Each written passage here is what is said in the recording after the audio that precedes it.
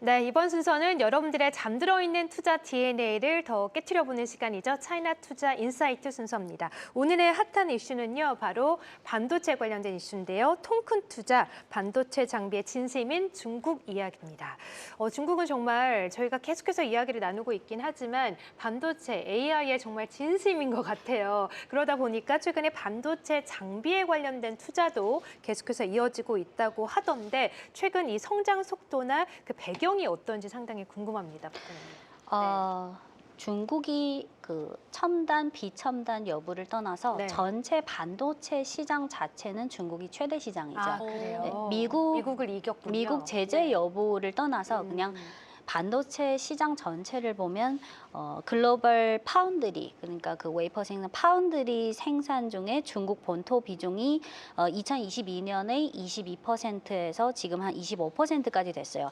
그러면 수요뿐만 아니라 파운드리 시장 자체가 가장 크니까 거기에 해당되는 반도체 장비 수요도 그만큼 크겠죠.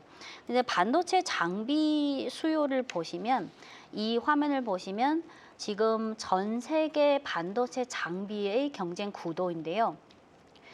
여기서 반도체 장비는 네. 첨단, ASMR 그런 거 떠나서 그냥 전체 비중이에요. 중국 본토 비중이 35%, 대만 19%, 한국 19%, 미국 12%, 일본 7%, 유럽 6%.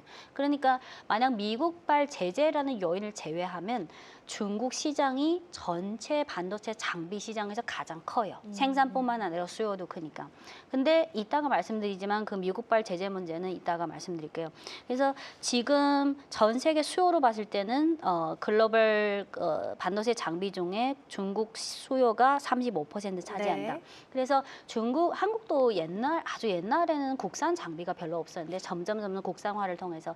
근데 예전에도 중국도 완전 그냥 미국산 장비, 일본산 장비, 유럽 장비, 그리고 플러스 한국 장비. 네. 근데 미국발 제재가 발생하기 전부터 중국도 여러 가지 산업에서 국산화를 해야 되니까 그렇죠. 네. 한 2010년부터 조금씩 중국이 할 수 있는 좀 저부가가치 좀 낮은 수준의 장비부터 국산화하자. 네. 그래서 2010년부터 그게 진행되면서 매년 중국 반도체 장비 시장이 그때는 한 20% 정도 성장했어요. 그리고 2010년부터 본격적으로 아이폰 시대, 스마트폰 시대로 들어갔잖아요. 그리고 그 후에는 2017년부터 20년까지 점점 AI, 메모리, IT, 하이테크 이쪽의 수요가 급증하면서 2017년부터 한 5년 동안은 중국의 반도체 장비 시장 수요가 연간 35% 성장률을 유지했어요. 그런데 미국이 화웨이를 본격적으로 제재한 게 2019년 5월부터. 근데 그 전에는 중국이 그 약간의 유예 기간 또는 우회적인 방법으로. 근데 2021년부터 24년까지 중국의 반도체 장비 성장률이 16%예요. 여기서 말하는 중국의 반도체 장비는 국산 플러스 수입 다 전체를 말하는 중국 시장을 기준으로 말하는 거예요. 그래서 지금은 매년마다 성장성이 한 16%에서 20% 정도라고 생각하시면 돼요. 그럼 현재 네. 국산화율이 어느 정도인가요? 네, 이게 가장 네. 중요하잖아요. 네. 국산화율을 보시면 이 화면을 보시면 일목요연할 텐데 네. 2020년부터 늘고 있네요. 24년까지 예. 빨간색이 중국 입장에서 반도체 장비 수입한 거예요. 네. 그리고 주황색이 중국 국산 반도체 장비. 그래서 이 회색이 그 일정 비율로 계산한 국산화율. 그러면 딱 보면 국산화율이 2020년에 10% 미만에서 계속 올라왔지만 지금은 한 14%밖에 안 돼요. 그래서 너무 아직 낮죠. 근데 네. 요거만 보면 너무 국산화율이 낮은 거 아니야? 그러면 미국발 제재, 근데 미국발 제재가 사실은 그냥 네덜란드 그 에스메어 그것만 제재하는 거예요. 다른 건 제재할 필요 없이. 근데 요 그림만 보면 중국 국산 반도체 장비 국산화가 아직 멀었네. 네. 근데 제가 그 반도체 장비 중에 예를 들어서 다음 화면을 보시면 반도체 장비에도 너무 다양하게 있잖아요. 네. 그중에 중요한 게 노광 장비, 식각 장비, 증착 장비, 테스트 장비, 패키징 장비. 근데 요렇게 하나하나로 쪼개보면 어떤 장비는 국산화율이 90%가 있고 70%가 있고 40%가 있고 장비별로 그 국산화율이 격차가 커요. 근데 지금 미국발 제재랑 관련된 거는 네덜란드 에스메어. 네. 그거는 노광 장비 그쵸, 중에 네. 7나노 이하의 EUV 장비잖아요. 그거는 중국 국산화율이 5%밖에 안 돼요. 그래서 그거만 근데 근데 아까 말씀 보여드린 거 전체 국산화율이 15%안 되는데 왜냐면 한국 기사도 많이 나오지만 네덜란드 에스메어 그 7나노 그 EUV 장비가 한 대당 최소 5천억 원 이상이에요. 네. 그래서 5천억 원이요? 네, 미안 5천억 원. 예. 근데 그 한 대를 사면 전체 반도체 장비에서 금액이 너무 큰 거예요. 그래서 그냥 단순하게 합산한 국산화율이 아까 그 15%. 네. 그래서 중국이 지금 좀 자세히 보면 아까 그 EUV 7나노 이하는 어차피 아직은 안 되고, 근데 그 중에 예를 화면에 나오는 시각 장비라든지 증착 장비 이런 거는 세부적으로 좀 다르지만 어떤 시각 장비는 60% 국산화가 됐고 어떤 증착 장비는 40~50%가 됐고 그래서 장비마다 다르군요. 네, 그래서 중국 예. 반도체 장비 국산화를 볼 때는 좀 쪼개서 봐야 돼요. 네, 네, 네. 그렇군요. 그러니까 중국이 AI 칩 이 반도체 관련해서 자립화를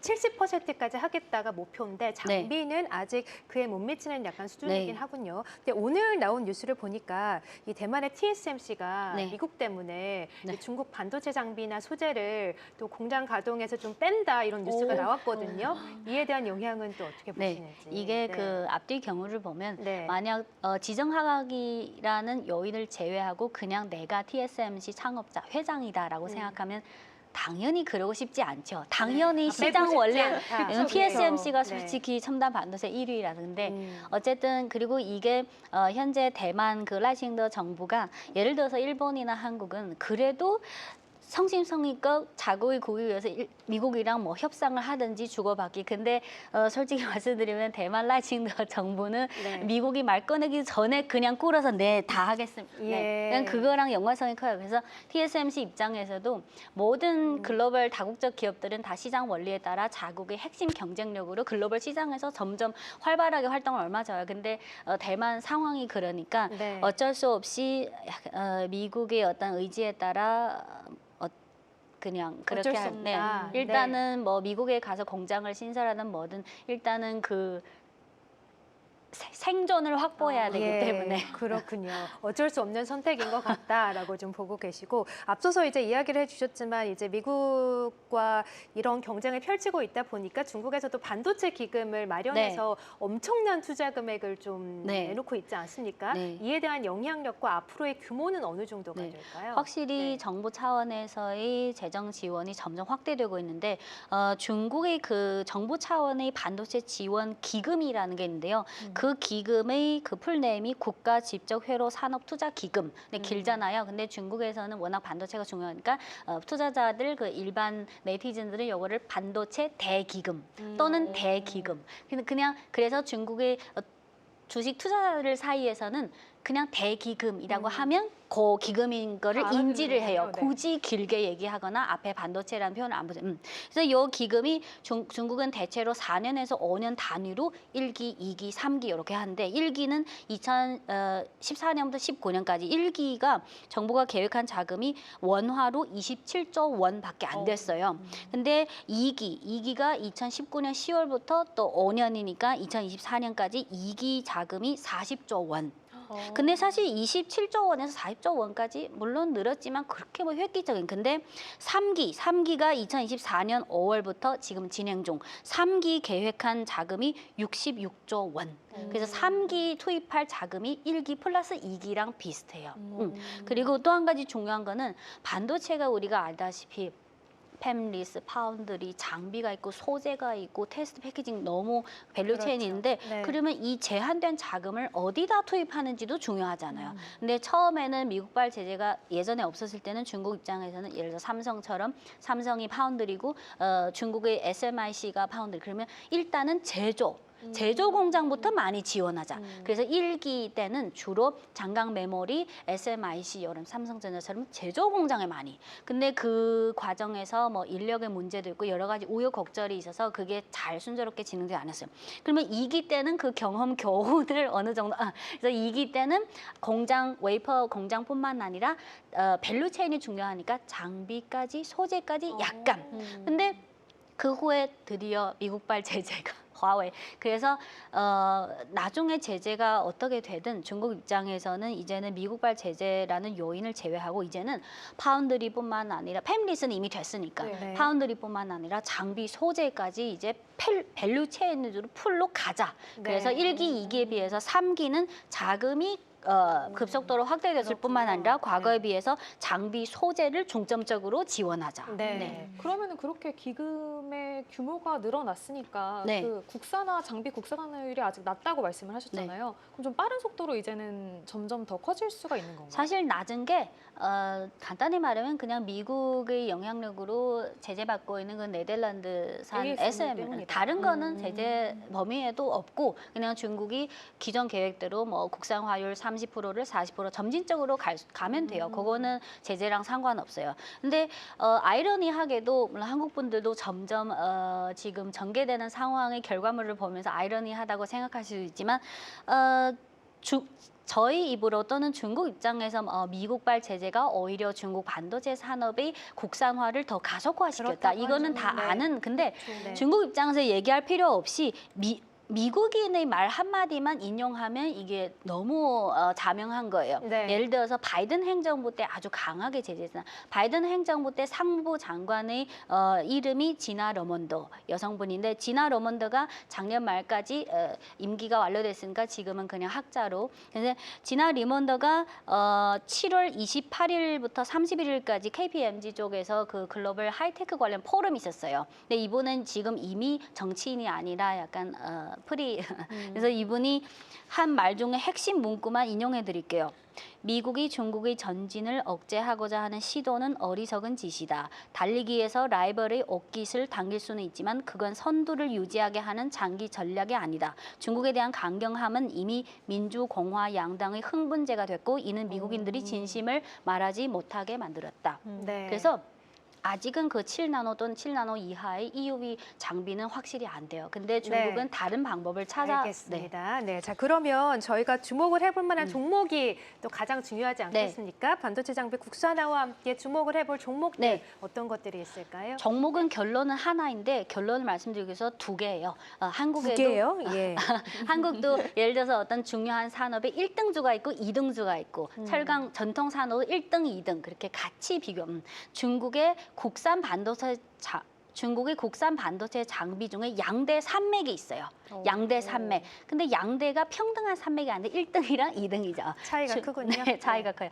1등은 화면에서 보여드리고 있는 1등이 북방화창, 북방화창 002370 외국인 개인 투자 거래 가능 종목 북방화창, 북방 002370 이 종목을 보시면 올해 들어서서 지금까지 요게 올해 최근 1월 흐름이 지금까지. 좋은데요. 네, 예. 최근 흐름이 특히 7월부터 아까 그 딥시크랑도 관련이 있는데 최근 들어 주가가 괜찮은 흐름을 보이고 있어요. 네. 요게 양대 산맥 중에 1등이고요. 예. 그리고 2등은 화면에서 보고 계시는 중웨이 688012. 네. 688이니까 외국인 개인 매매 불가. 근데 아쉽다. 중국의 국산 반도체 장비 중에 양대 산맥이니까 공부하고 싶으신 분들은 요거 1등, 2등을 같이 보는 게 중요해요. 그래서 개인 투자자 입장에서 현실적으로 접근하기 쉬운 종목은 방금 말씀드린 양대 산맥 중에 1등 북방화창 002370. 나우라라고 부르지 않나요? 네, 영문명은 NAURA 나우라. 북방화창은 이게 북경시 정부 소속 그 대주주로 있는 국유 기업인데 과거에 예를 들어서 한국도 옛날에 반도체 산업이 없었을 때 예를 들어서 어떤 삼성도 원래부터 반도체가 아니라 옛날에 그 시대에 원래 주요 사업이 있고 점진적으로 업그레이드. 그래서 이 북방화창도 옛날에 반도체 장비 안 할 때 그냥 일반적인 전자제품. 근데 그때 북방 무슨 전자 기업이었어요. 그래서 북방이라는 그 단어를 계속 쓰고 있어요. 네. 그래서 이 종목은 북방화창, 나우라 또는 한국 HTS에는 베이팡화창이라고 쓸 수 있어요. 네. 그래서 화면을 보시면 이 회사는 뭘 만드냐. 방금 그 반도체 장비 종류를 말씀드린 노광 장비, 식각 장비, 증착 장비, 테스트 장비 여러 가지인데 이 회사는 사실 노광 장비 빼고는 거의 다 풀로 만들어요. 네, 노광 장비 지금 연구하고 있는 기업은 아쉽게도 비상장이에요. 아. 그래서 시각 장비가 가장 매출에서 큰데 아까 그 양대 산맥 중에 1등이랑 2등 네. 얘네 둘은 2등 차트도 다시 한번 아, 보여주시죠. 2등은 비상장이. 네, 비상장. 상장인데 외국인 개인 외국인 투자. 투자가 안 된다는 네, 거죠. 네. 네. 요게 2등인데 1등이 요거 북방화창. 네. 최근 주가고 2등이 AMEC 영문 예. 중국 중국 마이크 중웨이 일렉트로닉스라고도 맞습니다. 하는 그 약칭은 AMEC. 근데 음. 요 두 종목의 주가 흐름이 최근 몇 개월 좀 다르죠. 그러네요. 그러니까 네. 북방화창은 꾸준히 약간 우상향이었고 네. 좀 다르죠. 근데 이 왜 이렇게 나오냐면 이 2등 종목은 아까 그 다양한 장비 중에 시각 장비가 가장 메인이에요. 근데 아까 1등 북방 화창은 시각 장비뿐만 아니라 증착 장비, 산화 장비, 세척 장비 거의 풀 라인업이 있어요. 네, 그 이런 알겠습니다. 차이점이 있고 그리고 북방 화창의 그 주요 제품을 화면만 보시면 느낌 시각 장비 네. 그리고 물리적 기상 증착 장비, 산화 장비, 확산 장비, 세척 장비 기본적인 라인업을 다 갖고 있어요. 네. 그리고 간단히 실적만 보시면 이게 북방 화창의 지난 몇 년 동안 매출액 그리고 주황색이 매출액 전년 동기 대비 증가율 대체로 한 40% 연간 성장률을 유지하고 있어요. 회색선은 전 분기 대비 성장률. 그리고 다음 그림은 지배주주 순이익 추이인데요. 주황색이 지배주주 순이익의 전년 동기 대비 증가율. 이게 여기가 폭이 너무 커서 이게 적게 보이는데 대체로 연간 매출액이든 지배주주 순이익이든 한 30-40% 성장세를 보이고 있어요. 네. 알겠습니다. 그리고 마지막 네. 그림은 이익률 추이인데요. 총 이익 매출액 총 이익률이 요 파란색 선이고 순이익률이 주황색 선이에요. 그래서 네. 대체로 안정적인 흐름을 보이고 있다는 걸 알 수 있습니다. 네, 자 이렇게 해서 반도체 국산화, 반도체 장비 국산화 관련해서 저희가 주목을 해볼 만한 두 종목 함께 체크를 해봤습니다. 북방화창 그리고 중국 마이크 일렉트로닉스였는데 또 두 종목 간 차트 간의 움직임 차이도 좀 있고 실적도 좀 체크를 해보시면서 투자에 유용하게 또 쓰셨으면 좋겠네요. 자 그러면 중국 시장도 오전장이 마무리가 되어가는데 중국 시장 현재 상황 함께 체크해 보도록 할까요? 네. 중국 시장 현재도 보합권에서 대체로 거래가 되고 있는 흐름을 보여주고 있습니다. 상해 종합지수 같은 경우에는 0.17% 약세 보이고 있고요. 또 선전 성분지수 같은 경우에는 0.14% 현재는 강세 보이고 있는데 현재 띄워진 차트의 경우 딜레이가 되고 있기 때문에 나타나지 않고 있다는 점 체크를 해보시면 될 것 같고 현재 0.14% 강세 보이고 있습니다. 항생지수 같은 경우에는 0.3% 약세 보이면서 거래되고 있습니다. 네, 중국 시장 상황 체크해봤고요. 마지막으로 현재 급등하고 있는 종목군들 중에서 게임주 급등세가 좀 눈에 띄는데 짤막하게 한마디만 들어볼까요? 게임주 중에 산치호유 002555라는 게임 대형주가 있는데 올해부터 돌풍을 일으켰던 흑신화 50이라는 글로벌 시장을 타깃으로 하는 중국산 게임이 열풍을 불러일으켰는데 그 제작사는 비상장이에요.